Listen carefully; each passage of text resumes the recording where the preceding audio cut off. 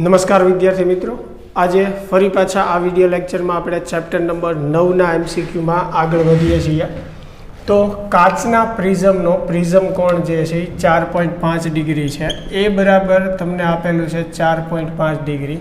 તેનો વક્રીભવનાંક જે છે મેં તમને પહેલાંય વાત કરેલી છે, બરાબર, કે કાંઈ ન કીધેલું હોય એટલે પ્રિઝમ હોય, લેન્સ હોય કે અરીસો હોય, હવામાં જ રાખેલું હોય એટલે અહીંયા N1 1 થશે હવાનો વક્રીભવનાંક અને N2 જે છે 1.52 થશે, બરાબર. તો આપણને કીધું છે કે એનો લઘુત્તમ વિચલન કોણ કેટલો થશે, જેને આપણે DM કહીએ છીએ. ઘણી વખત એને ડેલ્ટા M વડે પણ બતાવવામાં આવે છે. તો આપણે લઘુત્તમ વિચલન કોણ મેળવવાનો છે. લઘુત્તમ વિચલનની થિયરીમાં I બરાબર શું થાય, E થાય, અને આપણને ખ્યાલ છે કે R બરાબર શું થાય, A/2. તો આપણે મેળવવાનું છે લઘુત્તમ વિચલન કોણ, એટલે એની માટે આપણી પાસે I હોવો જરૂરી છે, કારણ કે Iનું એક સમીકરણ છે આપણી પાસે A પ્લસ DM/2. તો એ જે છે આપણને આપેલું જ છે.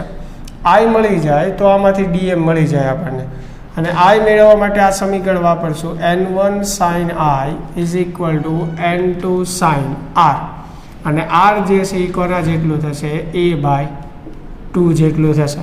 તો N1 જે છે 1 આવશે, I જે છે આપણે મેળવવાનું છે, N2 જે છે એ 1.52 છે, અને અહીંયા sin A/2. તો એ જે છે એ કેટલું છે, 4.5. તો વિદ્યાર્થી મિત્રો, અહીંયાથી તમે બે રીતે ગણતરી કરી શકો છો. સૌ પ્રથમ 4.5 ભાગ્યા તમે 2 કરશો એટલે 2.25 આવશે, એટલે sin 2.25ની વેલ્યુ જુઓ, એને ગુણ્યા 1.52 કરો એટલે sin I બરાબર તમને કંઈક કિંમત મળશે. પછી નેચરલ સાઇનના કોષ્ટકમાંથી તમે I જે છે એ મેળવી શકો, બરાબર. તો I મળી ગયા પછી Iની કિંમત જે છે તમે અહીંયા મૂકી દો. એ તમને આપેલું છે 4.5. તો એમાંથી તમે DM જે છે લઘુત્તમ વિચલન જે છે એ મેળવી શકશો, બરાબર. અથવા બીજી રીતે, જો અહીંયા સાઇનની એની વેલ્યુ તમારે ન જોવી હોય તો આપણને ખ્યાલ છે કે જ્યારે ખૂણો નાનો હોય ઘણો, તો sine theta near about theta લખીને આપણે સાદુરૂપ આપી શકીએ. તો અહીંયા તમે જોઈ શકો કે પ્રિઝમ કોણ જે છે એકદમ નાનો જ છે, 4.5 ડિગ્રી. તો અહીંયા તમે બંને બાજુથી સાઇન દૂર કરી અને સીધું સાદુરૂપે આપી શકો. સાઇન Iની જગ્યાએ શું લખી શકો, I 1.52 જે છે એઝ ઇટ ઇઝ, બરાબર. અહીંયા પણ સાઇન દૂર થશે એટલે 4.5 ભાગ્યા 2. તો આ સાદુરૂપ આપો એટલે સેમ I મળશે જે પહેલી પદ્ધતિમાં તમને મળવાનો છે, અને એ Iની કિંમત જે છે તમે અહીંયા મૂકી દો એટલે એમાંથી તમને DM જે છે એટલે કે લઘુત્તમ વિચલન જે છે એ મળી જશે. ચાલો, ક્લિયર. એની પછીનો MCQ જે છે આપણે કરીએ. જો એક સમબાજુ કાચના પ્રિઝમમાંથી, સમબાજુ પ્રિઝમ છે એટલે A બરાબર 60 કહેવાશે. એક પ્રકાશનું કિરણ એવી રીતે પસાર થાય છે કે આપાત કોણ અને નિર્ગમન કોણની બંને બરાબર છે, એટલે કે આપાત કોણ નિર્ગમન કોણની બરાબર છે, એટલે I બરાબર શું છે, E છે. ચાલો, હજી રકમ અધૂરી છે એટલે એની પછી આગળની રકમ જોઈએ આપણે, કે આ બધા ખૂણાઓ જે છે એ પ્રિઝમ કોણના 3/4 ભાગની બરાબર છે. જો આ બધા જે ખૂણાઓ છે એટલે કે I અને E જે છે એ પ્રિઝમ કોણ જે છે એનાથી 3/4 ભાગના છે, એટલે કે 3/4 જેટલા છે. જો I બરાબર E કીધું છે આપણને, અને એ પાછા કેટલા છે, 3A/4 જેટલા છે, બરાબર. તો એ લખીએ આપણે. તો વિચલન કોણ જે છે એ કેટલો થશે. તો આની માટે સિમ્પલ સમીકરણ છે આપણે પ્રિઝમનું સમીકરણ, I પ્લસ E બરાબર A પ્લસ ડેલ્ટા M, બરાબર. તો અહીંયા આપણને શું પૂછ્યું છે, વિચલન કોણ જે છે, સોરી ડેલ્ટા ખાલી લખશું આપણે, લઘુત્તમ વિચલન નથી. તો વિચલન જે છે આપણે એને ડેલ્ટા અથવા તો D કહીએ છીએ, I પ્લસ E. તો અહીંયા જુઓ I અને E જે છે એ સમાન છે, બરાબર છે, એટલે I પ્લસ I એટલે શું થશે, 2I. A જે છે એ 60 છે, D આપણે મેળવવાનું. હવે Iની જગ્યાએ તમે શું લખી શકો, 3A/4 બરાબર 60 વત્તા D. ચાલો, તો હવે તમે સાદુરૂપ આપી શકશો, બરાબર. આમાંથી તમારે D જે છે વિચલન કોણ જે છે એને સૂત્રનો કરતા બનાવવાનો. એ જે છે એ તમને 60 આપેલું જ છે, તો એની જગ્યાએ તમે અહીંયા 60 જે છે એ મૂકી શકો છો. સાદુરૂપ આપો એટલે 2 દુ 4, બરાબર, અને 2 ગુણ્યા 30 એટલે અહીંયા 30 ને 30 90. તો આ બાજુ જે છે એ 90 આવશે, ઓલી બાજુ 60 વત્તા D તો ડી બરાબર 90 - 60 એટલે શું આવશે 30. તો આપણો આન્સર જે છે એ શું આવશે વિચલન કોણનો 30 ડિગ્રી જે છે એ આવશે. ચાલો એની પછીનો પ્રશ્ન જોઈએ આપણે. એક પાતળા પ્રિઝમ P1 માટે પ્રિઝમ કોણ જે છે એ 4 ડિગ્રી છે. એટલે પ્રિઝમ કોણ A1 કહીએ 4 ડિગ્રી. બે પ્રિઝમ આપેલા છે એટલે વક્રીભવનાંક જે છે એનો N1 કહીએ 1.54 છે. અને બીજા પ્રિઝમ માટે 1.72 વક્રીભવનાંક, બરાબર. એટલે બીજા પ્રિઝમ માટે વક્રીભવનાંક 1.72 આપેલો છે. ના જોડાણ માટે જો આપાત કિરણ વિચલન થયા વગર બહાર નીકળતું હોય તો P2 માટે પ્રિઝમ કોણ કેટલો થશે? એટલે કે બીજા પ્રિઝમ માટે પ્રિઝમ કોણ જેને આપણે A2 કહીએ કેટલો થશે? હવે જો વિચલન વગર એટલે બંને માટેનું જે વિચલન છે D1 બરાબર D2 અથવા Δ1 બરાબર Δ2 એમ તમે કહી શકો.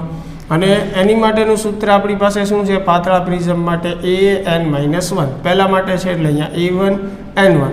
સેમ વસ્તુ સામેની સાઈડ જે છે બીજા માટે આવશે A2 N2 - 1.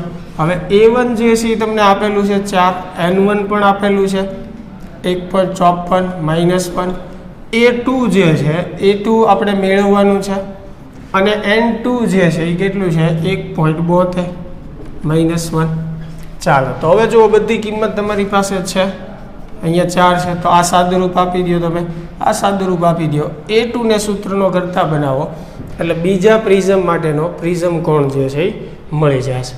ચાલો નેક્સ્ટ MCQ જે છે એ જોઈએ આપણે.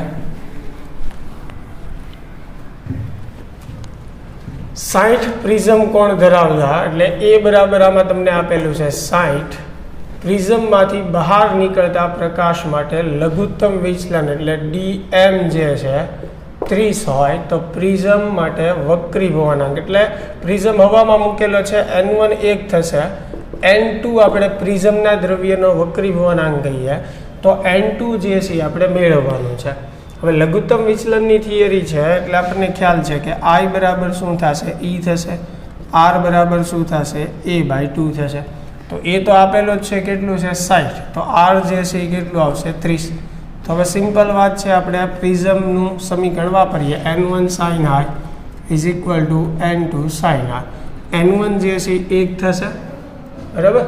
આપણે પ્રિઝમના દ્રવ્યનો વક્રીભવનાંક, હા હજી આપણી પાસે I નથી એટલે આ સમીકરણનો ઉપયોગ તો નહીં કરી શકીએ.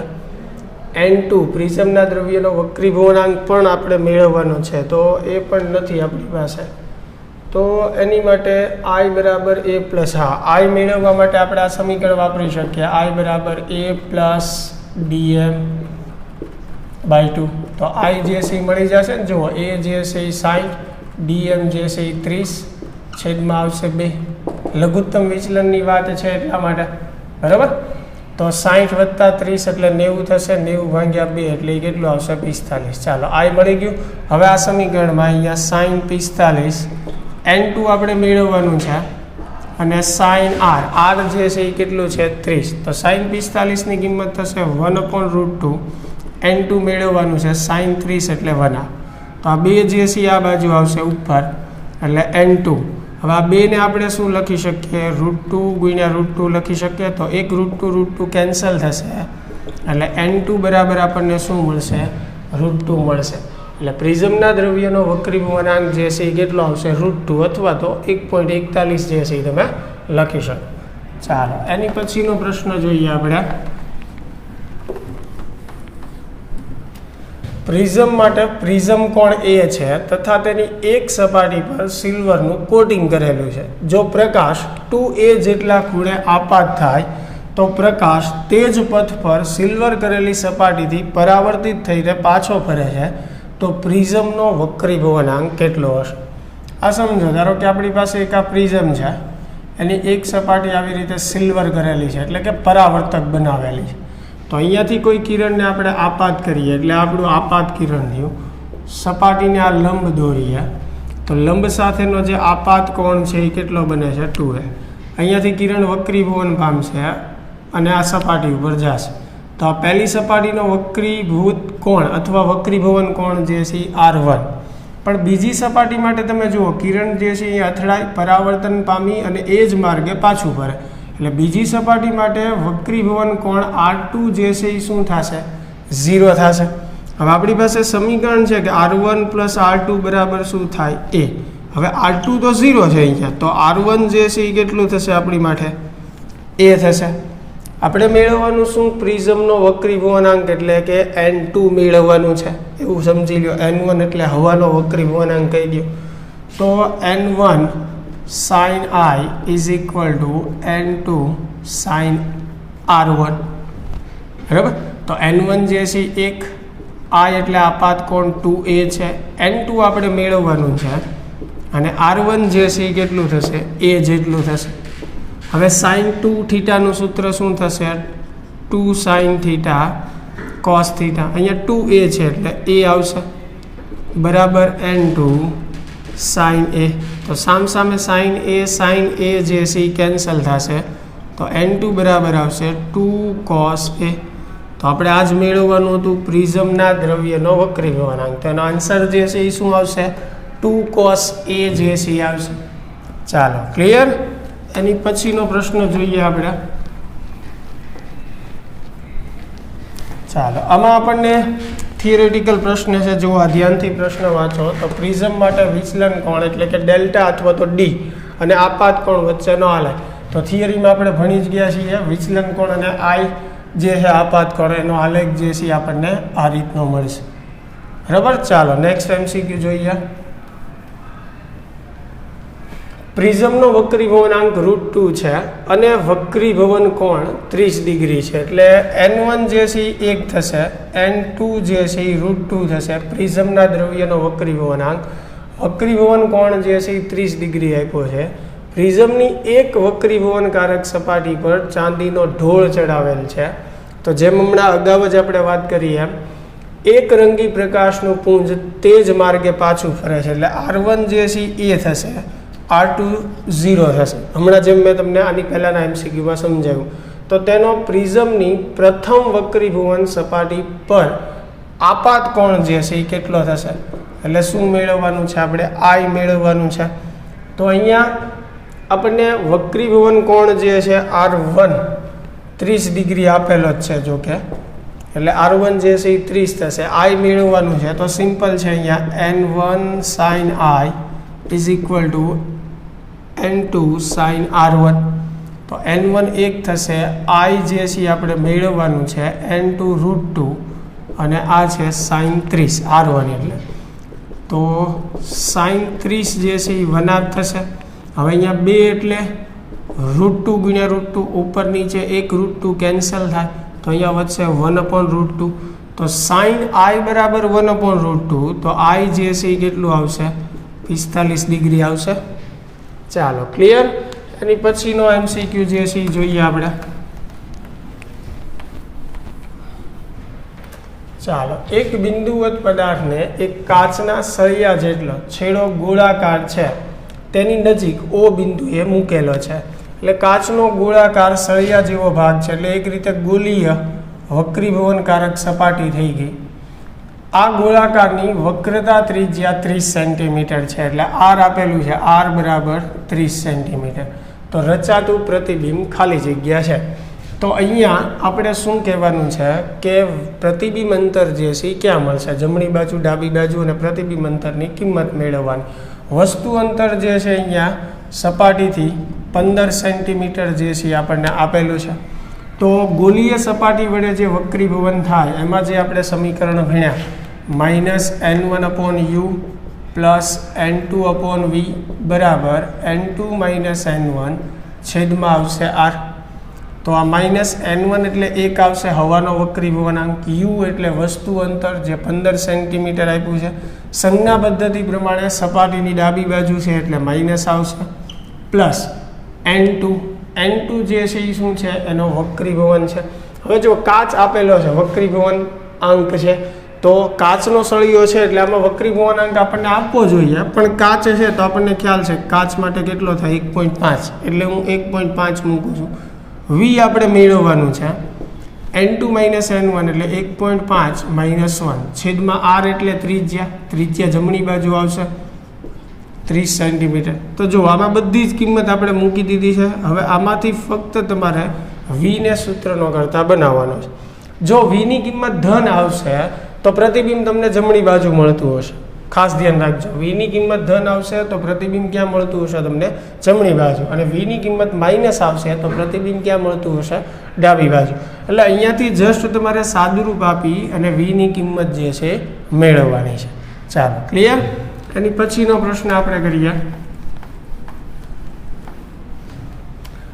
r વક્રતા ત્રિજ્યાની ગોળાકાર સપાટી હવા કે જેનો વક્રી ભવનાંક 1, આપણને ખ્યાલ છે હવાનો વક્રી ભવનાંક 1 થાય, અને કાચનો વક્રી ભવનાંક આપેલો છે 1.5 અલગ કરેલ છે. વક્રતા કેન્દ્ર કાચની અંદર છે. બિંદુવત પદાર્થને p પર મૂકતા તેનું q પાસે વાસ્તવિક પ્રતિબિંબ મળે છે. તો PQ રેખા સપાટીને O પાસેથી કાપે છે અને PO અને OQ એ સમાન અંતર છે. તો PO કેટલું થશે? આ સમજો, આ વક્રાકાર સપાટી છે, બરાબર? આ એનું કેન્દ્ર છે, જેના કેન્દ્રને એને નામ આપેલું છે O, એટલે અહીંયા આપણે O કહી દઈએ. અહીંયા P બિંદુ પાસે કોઈ વસ્તુ મૂકેલી છે એટલે PO જે છે એ વસ્તુ અંતર થશે, U કહીએ આપણે એને. ત્યાંથી સામેની બાજુ એનું પ્રતિબિંબ મળે છે Q બિંદુ પાસે, તો આ જે છે એનું પ્રતિબિંબ અંતર થશે V. આ બંને સમાન છે એટલે કે U બરાબર V આપેલું છે. આપણને રકમમાં કીધેલું છે કે PO અને OQ જે છે એ સમાન અંતર છે.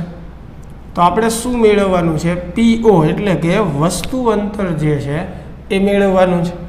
તો ફરીને પાછું આ સમીકરણ આપણે વાપરશું, -n1/u plus n2/v is equal to n2 minus n1 છેદમાં શું આવશે? r. r આપણને નથી આપેલું પણ આન્સર જે છે જો આપણો r સ્વરૂપે જ છે.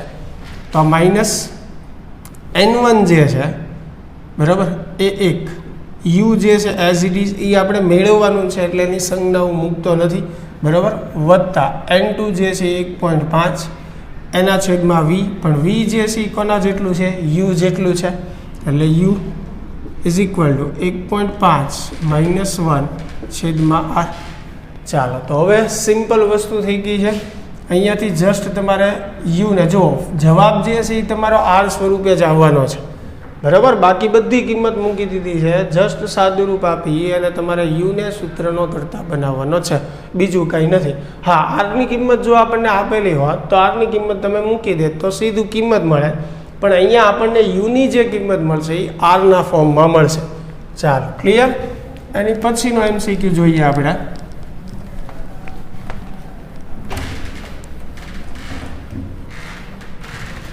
20 સેન્ટીમીટર અને 25 સેન્ટીમીટર કેન્દ્ર લંબાઈ ધરાવતા બે બહિર્ગોળ લેન્સને એકબીજા સાથે સંપર્કમાં મૂકવામાં આવે તો સંયોજનનો પાવર કેટલો થાય? તો જુઓ, સંયોજનની કેન્દ્ર લંબાઈ મેળવવાનું સૂત્ર 1/f બરાબર 1/f1 પ્લસ 1/f2 છે. હવે 1/f એટલે એને આપણે શું કહીએ? પાવર જ કહીએ ને, તો એની જગ્યાએ હું p મૂકી દઉં. હવે બંને બહિર્ગોળ લેન્સ છે એટલે કેન્દ્ર લંબાઈ ધન આવશે, એટલે પાવર પણ આપણને ધન મળવાનો છે. અંતરગોળ હોય તો એની માટે કેન્દ્ર લંબાઈ ઋણ આવે, તો એની માટે પાવર પણ ઋણ મળશે.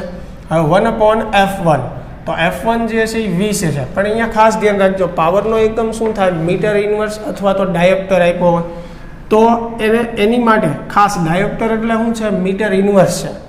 તો કેન્દ્ર લંબાઈને ફરજિયાત તમારે મીટરમાં ફેરવવી પડે. તો આ 20 સેન્ટીમીટર છે એટલે એ 0.2 મીટર થશે. સેમ એવી રીતે અહીંયા 25 સેન્ટીમીટર છે તો 0.25 થશે. હવે આનું સાદું રૂપ આપી દો એટલે તમને પાવર જે છે એ મળી જશે. સિમ્પલ. અને અહીંયા ઓપ્શન તમે જોઈ શકો છો ડાયોપ્ટરમાં છે, તો કેન્દ્ર લંબાઈને મીટરમાં ફેરવવાનું ભૂલવાનું નથી.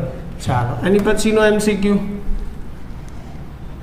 પાવર 2.50 ડાયોપ્ટર અને -3.75 ડાયોપ્ટરના બે લેન્સ બનાવવા માટે જોડવામાં આવે છે તો કેન્દ્ર લંબાઈ સેન્ટીમીટરમાં કેટલી હશે? હવે સમજો, અહીંયા સંયોજનનો પાવર જે છે P બરાબર શું થાય? P1 plus P2.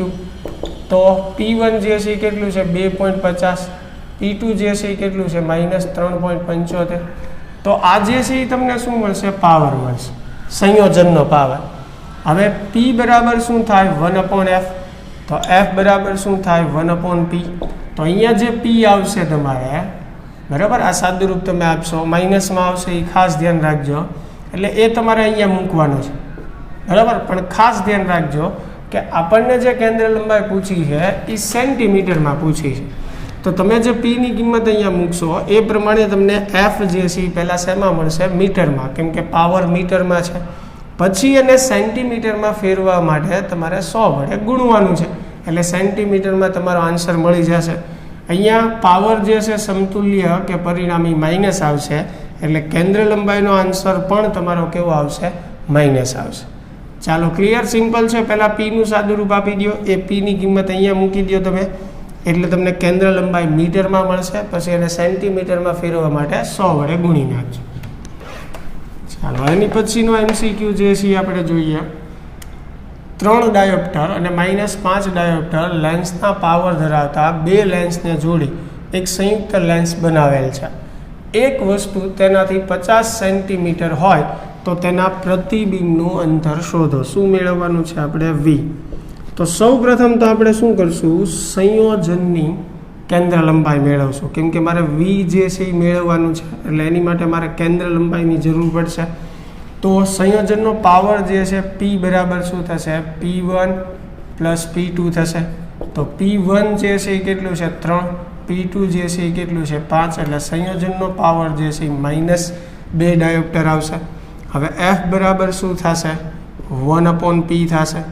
તો P જે છે -2 છે એટલે -1 થશે. તો F બરાબર -0.5. બરાબર, પણ આ મીટરમાં આવશે, અને સેન્ટીમીટરમાં ફેરવું તો 100 વડે ગુણવું પડે, એટલે -50 સેન્ટીમીટર. ઘણીવાર તમને એવું પૂછે કે આ લેન્સ કયા પ્રકારનો છે. તો કેન્દ્ર લંબાઈ ઋણ આવે છે તો એ અંતર્ગોળ લેન્સ થશે. જો કેન્દ્ર લંબાઈ પરિણામી ધન આવે તો એ બહિર્ગોળ લેન્સ થશે. એટલે એવાય પ્રશ્ન પૂછી શકે કે લેન્સ કેવા પ્રકારનો થશે, એટલે કેન્દ્ર લંબાઈની સંજ્ઞા ઉપરથી ખ્યાલ આવી જાય. હવે અત્યારે તો આપણે V મેળવવાનું છે, એટલે લેન્સનું જે સમીકરણ છે 1/f બરાબર 1/v - 1/u. આ માઇનસ આ બાજુ આવશે, એટલે 1/v બરાબર 1/f + 1/u. બરાબર, તો u + f છેદમાં આવશે u × f. તો V બરાબર શું થશે? uf છેદમાં u + f. ચાલો, u જે છે કેટલું છે? 50 સેન્ટીમીટર, એટલે -50. બરાબર, f પણ કેટલું છે? -50 જ છે. ચાલો, અને છેદમાં u જે છે -50, આ પણ -50. તો ઉપર માઇનસ શું થઈ જશે? પ્લસ. 50 × 50 એટલે 2500 આવશે, છેદમાં -100. બરાબર, એટલે તમારો આન્સર જે છે એ શું આવશે? -25 સેન્ટીમીટર જે છે એ આવશે. આપણે V મેળવવાનું હતું, એટલે જસ્ટ અહીંયા સાદુરૂપ તમને આપી દો, એટલે V જે છે એ તમને -25 સેન્ટીમીટર મળશે. ચાલો, એની પછીનો MCQ આપણે કરીએ.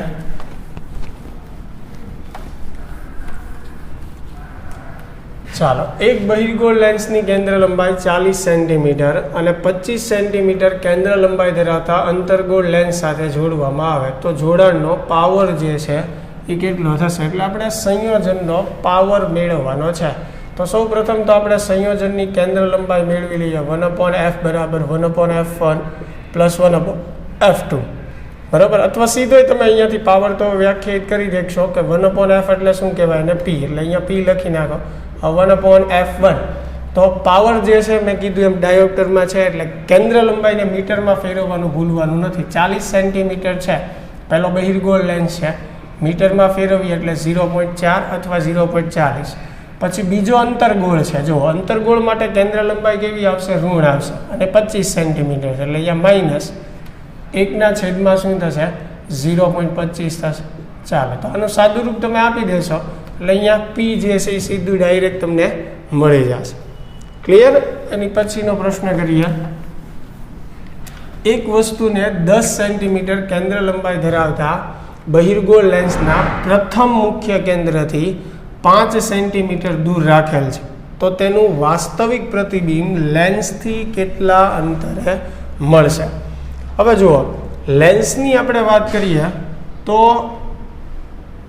ધારો કે આ બહિર્ગોળ લેન્સ છે, આ એનું ઓપ્ટિકલ કેન્દ્ર, આ એની મુખ્ય અક્ષ છે.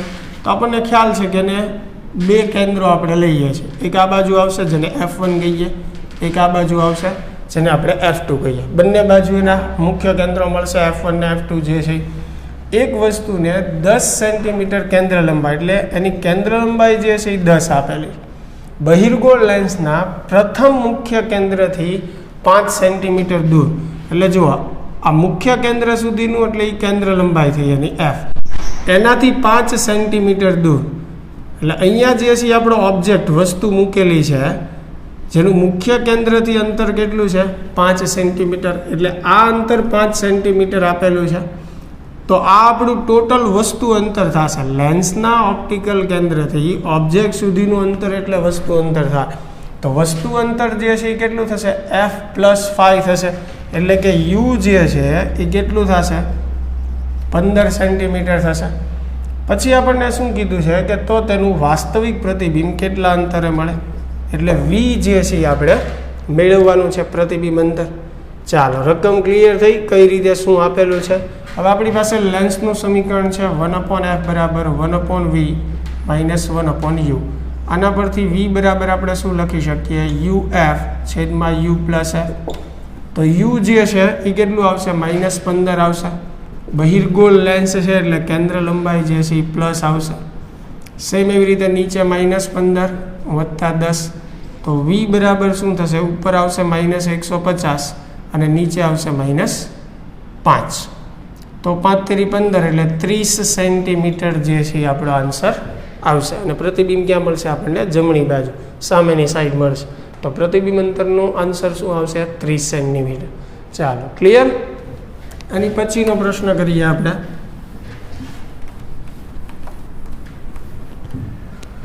ચાલો, એક સમબહિર્ગોળ લેન્સનો પાવર 5 ડાયોપ્ટર છે. સમબહિર્ગોળ લેન્સ એટલે કે જેનું બે બાજુની ત્રિજ્યા જે છે એ કેવી હોય, સમાન હોય, અને સમબહિર્ગોળ લેન્સ કહેવાય. જો તે લેન્સના કાચનો વક્રી વળાંક 1.5 હોય તો તેની દરેક સપાટીની વક્રતા ત્રિજ્યા કેટલી થશે. તો લેન્સ માટે એક આવું સમીકરણ છે 1/f બરાબર n2 - n1 છેદમાં n1 કૌંસમાં આવશે 1/r1 - 1/r2. તો અહીંયા બંને ત્રિજ્યા તમે સમાન લઈ R1 ને R2 જે છે, R1 અને R2 સમાન છે, ધારો કે એને R કહી દઈએ. તો અહીંયા પણ R આવશે અને સંજ્ઞા પદ્ધતિ પ્રમાણે આ માઇનસ મૂકશું એટલે અહીંયા માઇનસ પ્લસ થશે અને અહીંયા પણ R આવશે. પછી n2 જે છે એને તમે n કહી દો અને n1 એટલે હવાનો વક્રી વળાંક જેને 1 કહી દો એટલે અહીંયા n-1 થશે અને અહીંયા 1 આવશે.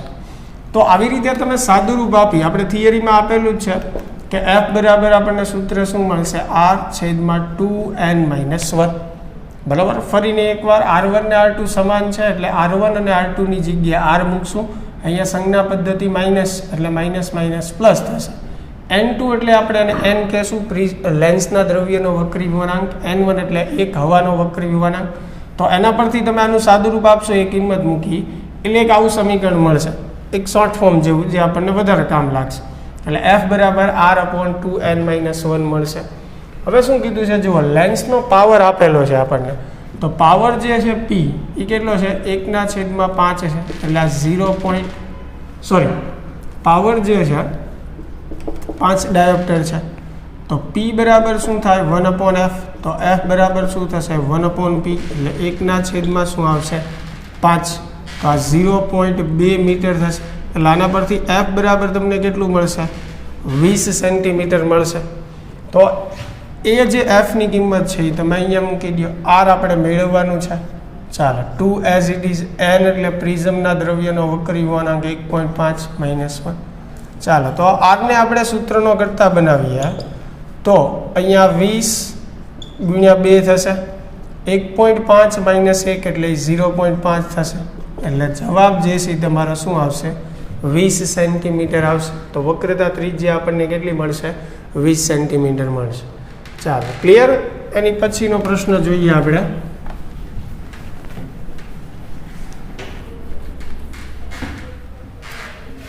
એક વસ્તુ બહિર્ગોળ લેન્સના પ્રથમ મુખ્ય કેન્દ્રથી 9 સેન્ટીમીટર દૂર રાખેલી છે. જો તેની બીજા મુખ્ય કેન્દ્રથી 25 સેન્ટીમીટર દૂર વાસ્તવિક પ્રતિબિંબ રચાતું હોય તો લેન્સ માટે કેન્દ્ર લંબાઈ કેટલી થશે? ફરીને પાછું એકવાર જોઈ લઈએ. આ બહિર્ગોળ લેન્સ છે, આ મુખ્ય અક્ષ, અહીંયા એનું પ્રથમ મુખ્ય કેન્દ્ર, આ બાજુ એનું બીજું મુખ્ય કેન્દ્ર F2. હવે આપણને શું કીધું છે જુઓ કે પ્રથમ મુખ્ય કેન્દ્રથી 9 સેન્ટીમીટર દૂર વસ્તુ મૂકેલી. ધારો કે અહીંયા ઓબ્જેક્ટ મૂકેલો છે તો આ અંતર જે છે 9 સેન્ટીમીટર, બરાબર. અને બીજા મુખ્ય કેન્દ્રથી 25 સેન્ટીમીટર દૂર, એટલે ધારો કે અહીંયા પ્રતિબિંબ આપણને મળે છે અને આ અંતર જે છે 25 સેન્ટીમીટર. તો આ અંતર તો આપણને ખ્યાલ જ છે કે સ્મોલ f લેન્સની કેન્દ્ર લંબાઈ જેટલું થશે.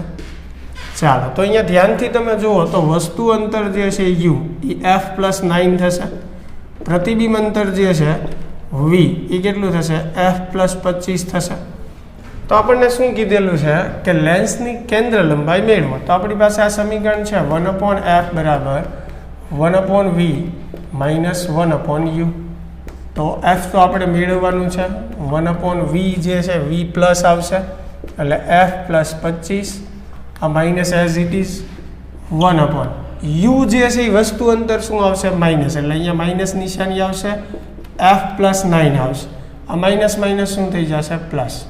ચાલો, તો આખા સમીકરણમાં જો હવે f જ વધે છે તો જસ્ટ તમારે આનું સાદુરૂપ આપી અને f જે છે એ મેળવવાનું.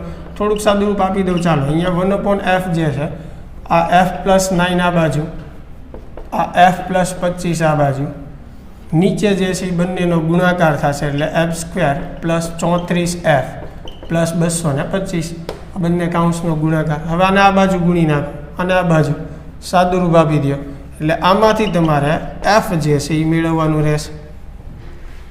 ચાલો, ક્લિયર? એની પછીનો MCQ કરીએ આપણે.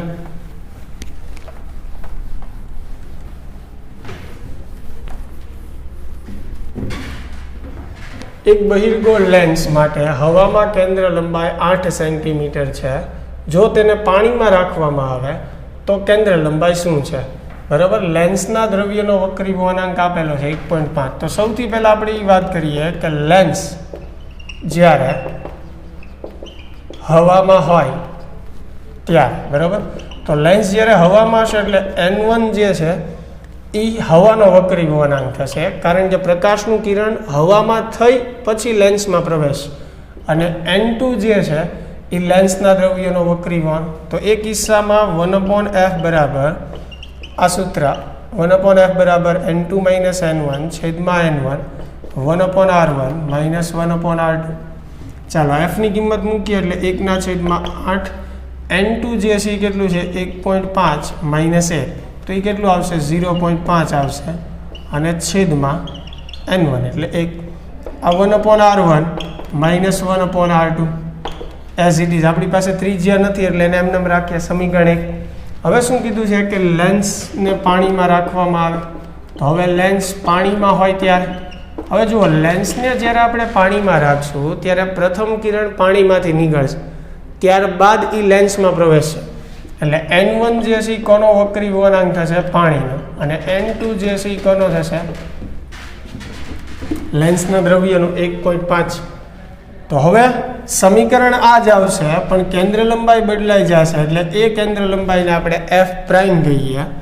n2 જે છે 1.5, પણ હવે n1 1.33 છે, એટલે આ 1.33 n1 ની જગ્યાએ આ જ સમીકરણનો ઉપયોગ કરીએ છીએ, પણ n1 બદલાઈ ગયું છે. કાઉન્સમાં આવશે 1/r1 માઇનસ 1/r2. ચાલો, આને સમીકરણ 2 કહીએ. તો સમીકરણ 1 અને 2 નો ગુણોત્તર લઈ લો. આ સમીકરણ 1 છે તો એની ડાબી બાજુ 1/8, એવી રીતે આની ડાબી બાજુ 1/f પ્રાઇમ બરાબર. અહીંયા જે છે એ 0.5 બરાબર, છેદમાં 1 છે, ન લખીએ ચાલે. હવે આ કાઉન્સ ને આ કાઉન્સ તો જો ઉપર નીચે સરખો આવશે બંનેમાં, બેનો ગુણોત્તર લઈએ છીએ સમીકરણ 1 અને 2, તો આ કાઉન્સ તો કેન્સલ થઈ જશે. હવે અહીંયા શું વધશે? આની જે જમણી બાજુ છે 1.5 માઇનસ 1.33 છેદમાં 1.33 બરાબર. ચાલો, તો આનું સાદુરૂપ શું થશે? એફ પ્રાઇમ ઉપર જશે અને 8 જે છે નીચે આવશે, એફ પ્રાઇમ છેદમાં આવશે 8. પછી 8 જે છે એફ પ્રાઇમને સૂત્રનો કરતા બનાવો એટલે આની સાથે ગુણાકારમાં આવી જશે અને આ જે 1.33 છે એ પણ ઉપર ગુણાકારમાં આવી જશે એટલે 0.5 એને ગુણ્યા 1.33. ચાલો, તો હવે એટલું સાદુરૂપ તો આપતા આવડશે એટલે તમને પાણીમાં લેન્સની કેન્દ્ર લંબાઈ જે છે એફ પ્રાઇમ એ મળી જશે. ચાલો, એની પછીનો પ્રશ્ન જે છે એ આપણે સોલ્વ કરીએ.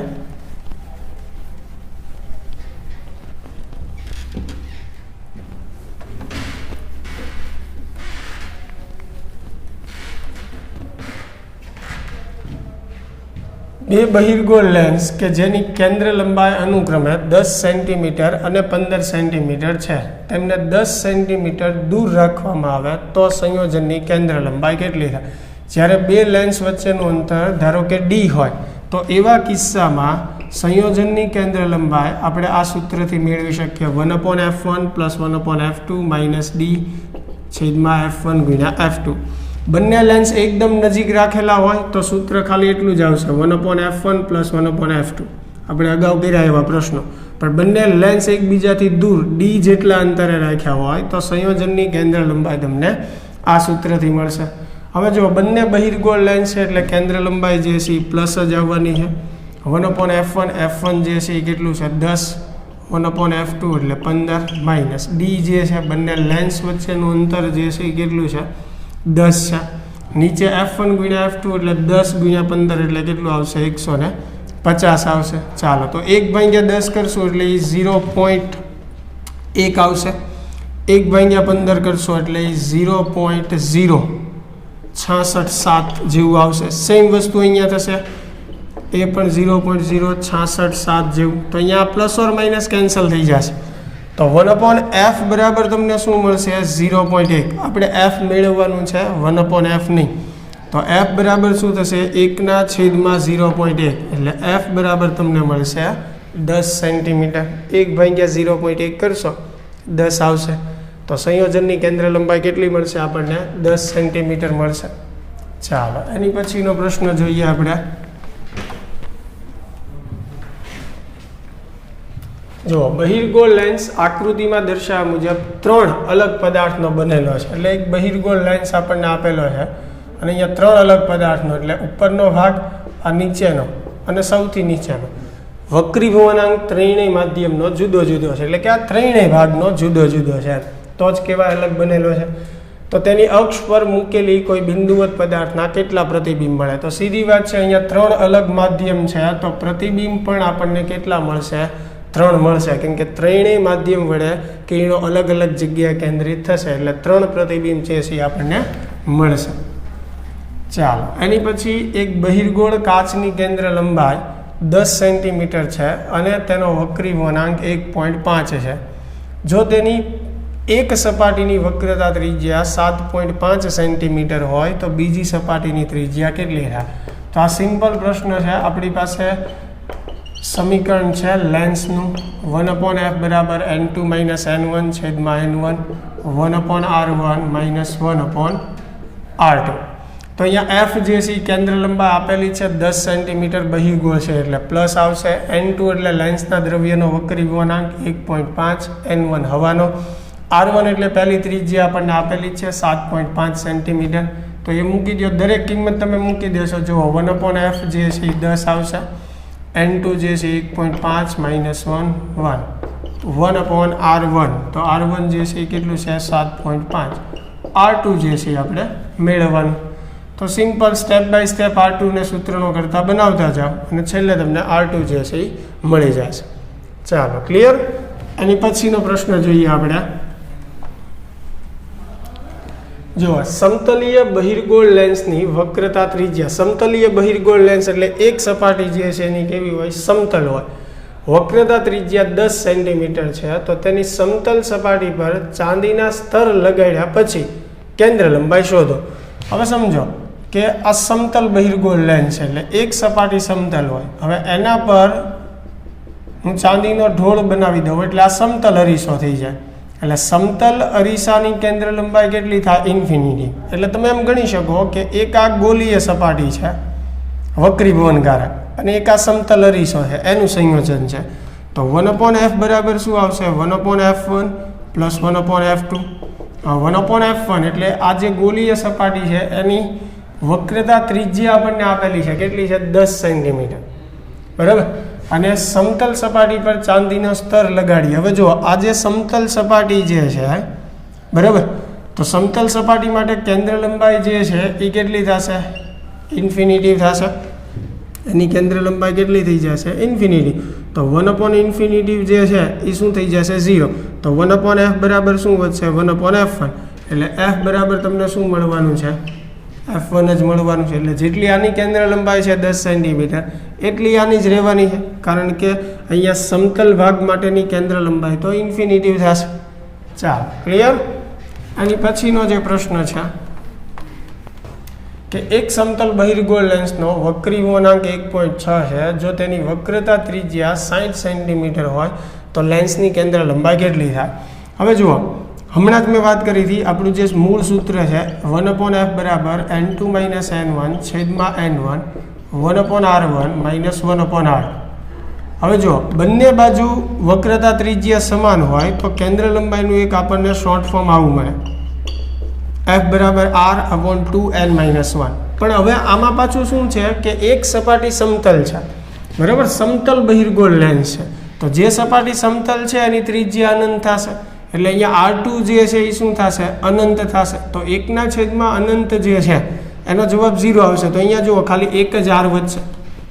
તો અહીંયા આ જે સમીકરણ છે એમાં અહીંયા 2 આવવાનું નથી. એટલે આ ખાસ યાદ રાખજો, સમતલ બહિર્ગોળ લેન્સ અથવા તો સમતલ લેન્સ માટે એક શોર્ટ ફોર્મ આપણું આ થશે જ્યારે વક્રતા ત્રિજ્યા સમાન લેતા હોઈએ તો f બરાબર r/n - 1.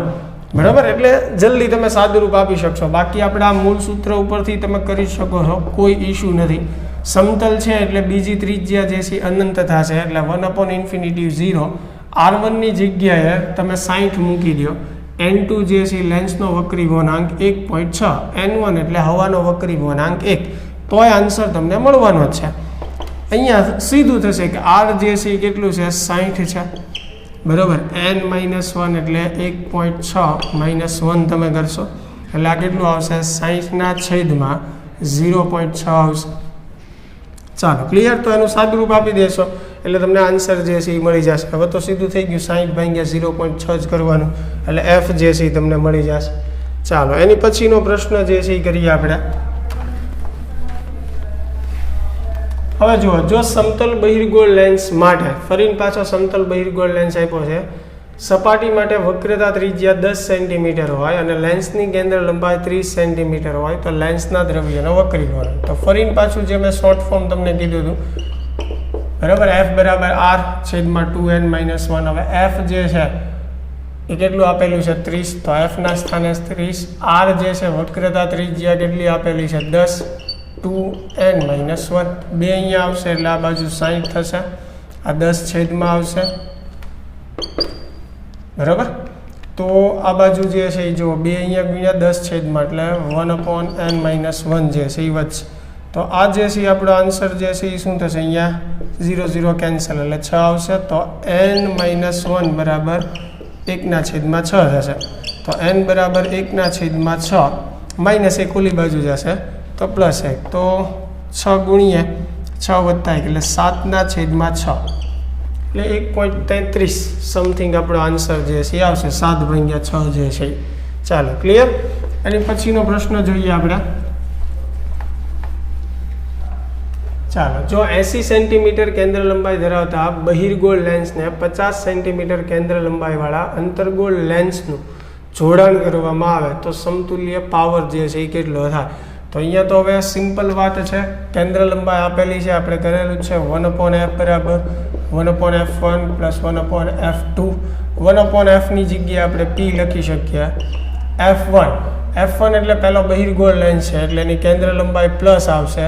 પાવર ડાયોપ્ટરમાં હોય એટલે કેન્દ્ર લંબાઈને મીટરમાં ફેરવવાનું ભૂલવાનું નથી, એટલે 1/0.8. પછી અંતર્ગોળ લેન્સ છે એટલે એની કેન્દ્ર લંબાઈ માઇનસ આવે એટલે અહીંયા માઇનસ થશે. 50 સેન્ટીમીટર છે એટલે 0.5. ચાલો, તો આનું સાદું રૂપ તમે આપી દેશો એટલે ફાઇનલ આન્સર જે છે એ તમને પાવરનો મળી જશે. ચાલો, એની પછીનો પ્રશ્ન જે છે એ કરીએ. જો સમબહિર્ગોળ લેન્સને તેની XOX પ્રાઇમ, બરાબર, આવી રીતે જુઓ, આને સિમ્પલ સમજાવીશું. એક સમાન લેન્સ આપેલો છે અને YOY અક્ષ પર આકૃતિમાં દર્શાવ્યા મુજબ કાપવામાં આવે છે. ધારો કે F પ્રાઇમ અને F ડબલ પ્રાઇમ અનુક્રમે સંપૂર્ણ લેન્સની પ્રથમ કિસ્સામાં, બીજા કિસ્સામાં દરેક અર્ધભાગની કેન્દ્ર લંબાઈ છે. તો નીચેનામાંથી કયું વિધાન સાચું છે? હવે તમે જુઓ, સમજીએ, કદાચ પ્રશ્ન ન સમજાણો હોય તો. આ લેન્સ છે XOX, એટલે પહેલાં હું એને આવી રીતે X અક્ષથી કાપું તો આવા બે ભાગ જે છે એ મળશે. તો એમાં આ દરેક ભાગની કેન્દ્ર લંબાઈ કેટલી થશે? F જેટલી થશે. એટલે આ કિસ્સામાં F પ્રાઇમ જે છે એ કેટલું થશે? F જેટલું. એટલે કે એક ભાગની કેન્દ્ર લંબાઈ F જ રહેશે, જેટલી લેન્સની છે એટલી. પણ જો આપણે લેન્સને આવી રીતે ઊભો કાપીએ Y અક્ષથી, YOY જે તમને કીધું, તો આવી રીતે લેન્સના તમને બે ભાગ જે છે એ મળશે, બરાબર. તો એક ભાગની કેન્દ્ર લંબાઈ જે છે એ કેટલી થશે? 2F થશે. એટલે સંયોજનની ટોટલ કેન્દ્ર લંબાઈ F થાય. એટલે આખા લેન્સની કેન્દ્ર લંબાઈ આપણે F કહેતા હોઈએ, તો આ કિસ્સામાં જ્યારે લેન્સને તમે Y અક્ષથી કાપશો ત્યારે આ એક ભાગની કેન્દ્ર લંબાઈ જે છે એ કેટલી થશે? 2F થશે. તમે આનું સંયોજન કરીને ચેક કરી શકો આ સૂત્રથી. 1/F પ્રાઇમ બરાબર, ધારો કે ડબલ પ્રાઇમ ગયો, F ડબલ પ્રાઇમ જેમ તમને કીધું છે, તો 1/2F પ્લસ 1/2F એટલે કેટલું આવશે? F જેટલું આવશે. પણ આપણે આને બહુ કોમ્પ્લિકેટેડ નથી કરતા, સિમ્પલ તમે યાદ રાખો કે લેન્સને તમે આવી રીતે X અક્ષથી કાપશો તો આ એક ભાગની કેન્દ્ર લંબાઈ F મળશે. અને જો લેન્સને આવી રીતે Y અક્ષથી કાપશો તો આ એક ભાગની કેન્દ્ર લંબાઈ જે છે તમને કેટલી મળશે? 2F મળશે. ક્લિયર વિદ્યાર્થી મિત્રો? તો આ લેક્ચરમાં આપણે અહીંયા સુધી રાખીએ છીએ. આશા છે કે વ્યવસ્થિત આજના MCQ જે છે એ તમને સમજણા હશે. મળીએ તો નેક્સ્ટ લેક્ચરમાં. Thank you.